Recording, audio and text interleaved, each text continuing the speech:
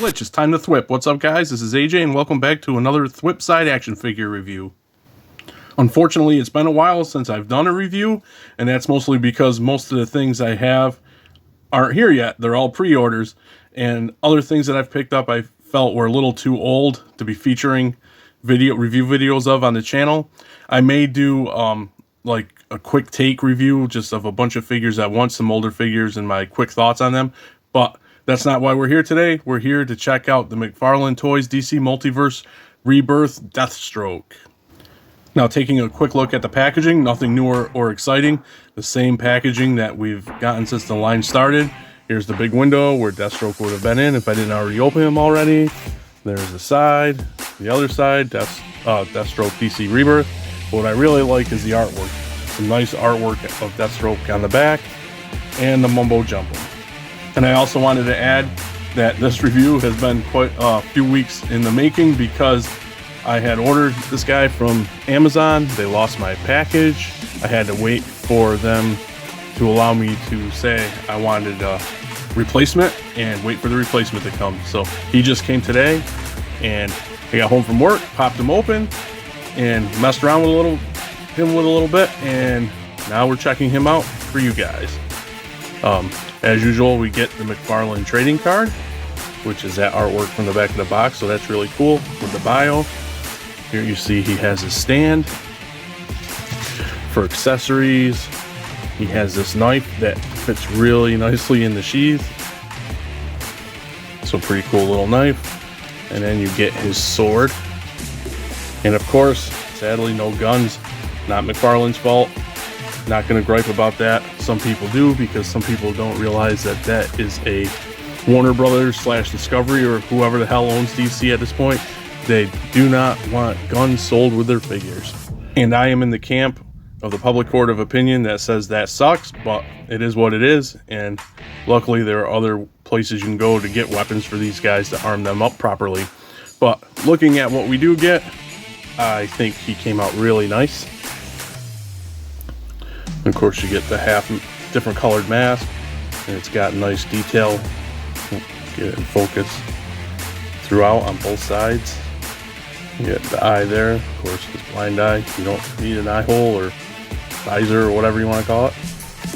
Then he's got some nice like armor plating on this side with the scale mail in the orange bit there. Traditional Deathstroke type costume part. And then you go to his belt, which is like a gunmetal grayish. You get the orange pouches. You can see he has a knife, some pouches here. And then he has a soft, I don't know what you call it, bandana strap, I guess. And a sheath, quote unquote, if you want to call it that. And then down to some orange straps. Strap here for his other sheath. And some orange around the boots. And then, of course, white here, which is more armor. So, yeah, came out really nice. Fairly, I don't want to say simplistic because it makes it sound negative, but compared to the Arkham Origins design that we also got from Todd, it's more streamlined, just like the comic book. And there's nothing wrong with that because I absolutely love it. Putting him through his articulation paces, he's got some really nice tilt ahead. Can look up that far fairly nicely compared to other McFarlane figures. There's a lot of McFarlane figures I feel need to look up more. This isn't bad. Can look down nicely, and of course swivel. And then you get like the butterfly, whatever assembly. I don't ever know what to call it, but hinge up, like shift up and down. Get some butterfly there. Arm goes up, get the bicep, the nice double jointed elbows, wrist rotation, hinge up and down or swing it around, and they can go side to side as well, just like an import. You get the torso cut, which is actually really nicely, I mean, it's not hidden, you can see it, but it integrates really well with the body, I think. But of course you can get all your twists there, side to side, especially with lower torso, which also twists. And then together they arc back that far. Crunch. I would like to see more crunch, but not too shabby if you're comparing it with other McFarlane figures. Leg does the splits that far. You get a little bit better than usual for McFarlane toys, rotation at the hips. And you get the nice double jointed knees. And then you get ankle swivel, kicks up that far, back that far, and a toe that goes way too far. I have noticed more on the recent McFarlane figures I've picked up that I feel the toe articulation is a little too loosey-goosey for my liking. And also, I'd be a little careful with these bandana type straps. They are very soft, and I just fear if you get too crazy, you might yank them out of the back of the head. Just something to look out for. And like he had when I started the video, the knife can fit really nicely in the sheath. It is a little tight, but that's good because that means it won't fall out. As for height, Deathstroke stands at just a tad bit, or maybe right at 7 1/4.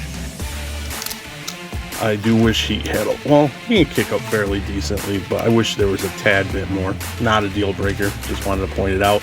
And quickly also want to point out how I love how the belt hides a lot of the tried and true McFarlane diaper. So that's my look at the McFarlane Toys DC Multiverse DC Rebirth Deathstroke figure. And bottom line for me is that I'm really digging him. I think he's really cool. I can notice now that I'm really looking at him in the lighting, that I thought, because my eyes suck, I'm getting old, that this was like a grayish, darkish grayish black. I don't know, my eyes suck. But I can definitely see it's like a bluish grayish. So more callback to his original colors in a way. Just darker scheme, which I think is pretty cool. So notice, the more I look at him, the more I notice things, the more I like him. Cons for me would be that once again we get like a crappy play on a sheath. I mean, this one's a little better. The sword holds fine in it, but I would like a traditional sheath and not that half-ass crap that the DC Rebirth figure came with from McFarlane.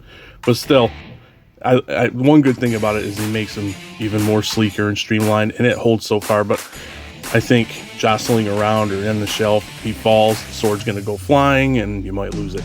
But yeah, that's the main con for me, and I also still wish we get a little more crunch, especially out of characters that are like martial artists and things. But overall, the presentation of him, I think, is really cool. I think he looks really awesome. And he just looks the way Deathstroke is meant to look. He looks really badass. Pros, obviously, everything I just said about how awesome he looks. He articulates fairly well, besides the cons I added. And I think he looked even cooler on display once I get him some guns. I always feel bad when I say that, because I don't want people to think I'm some gun nut, but if a character is a gun-toting character, I would like guns with him. So I will get him some. But yeah, really cool figure. Super pleased with him. With that being said, drop me a comment and tell me what you guys think of Deathstroke here. And while you're at it, if you enjoyed the video, please consider subscribing, clicking that like button, thwipping that notification bell, and I will catch you guys really soon right back here on the Thwip side. Later.